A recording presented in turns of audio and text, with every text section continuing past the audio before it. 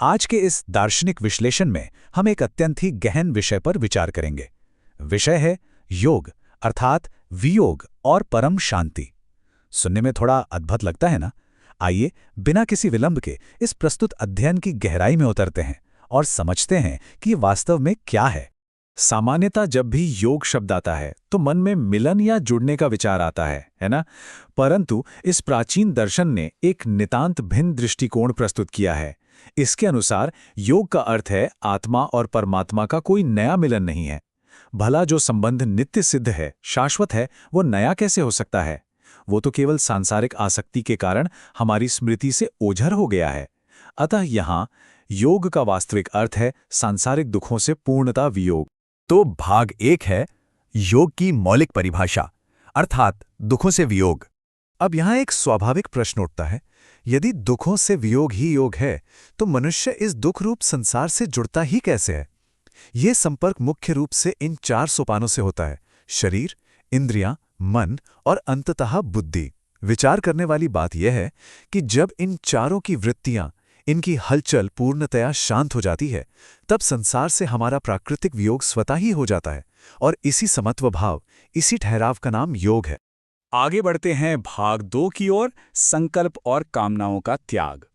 देखिए, जब तक मन का अस्तित्व है, कामनाएं तो उत्पन्न होंगी ही, परंतु ये संकल्प क्या है? जब मन अनेक संभावनाओं में से किसी एक को चुन लेता है और ये हट करने लगता है कि भविष्य में ऐसा ही होना चाहिए, तो उसे संकल्प कहते हैं। इसके मूल में सदैव भविष्य के सुख की लालसा ही छिपी होती है। ये दर्शन सभी प्राकृतिक विचारों को रोकने का निर्देश नहीं देता, अपितु केवल इन्हीं संकल्प जनित कामनाओं का निःशेष त्याग करने को कहता है।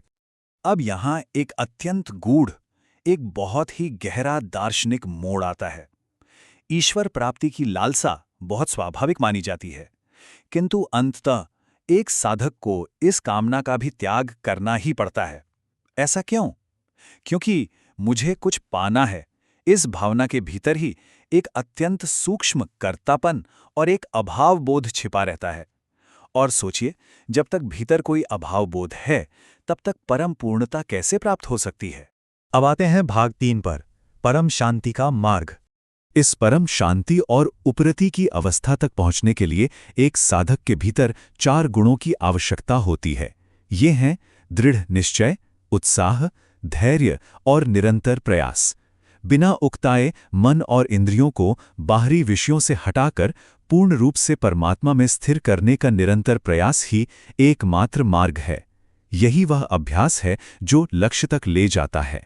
और इसी संदर्भ में महर्षि पतंजलि का वो परम सूत्र सामने आता है, योगश्चित्त वृत्ति निरोधः, अर्थात चित्त की वृत्तियों का पूर्णतः शांत हो जाना ही योग है। ये कोई साधारण बात नहीं है। जब सारी मानसिक हलचल पूर्ण रूप से समाप्त हो जाती है और मन केवल आत्मा में स्थित रहता है, बस वही और केवल वही सच्ची योग अवस्था है। अंत में हम सभी के लिए एक अत्यंत विचारणीय प्रश्न शेष रहता है, क्या वास्तविक शांति इस संसार की वस्तुओं का अनवरत संग्रह करने से प्राप्त होती है, या फिर इस दुख रूप संसार से अपनी आसक्ति का पूर्ण वियोग करने से? इस पर अवश्य विचार कीजिएगा। आज का ये विश्लेषण यहीं संपन्न होता है। सत्य की ये खोज निरंतर जारी रहे।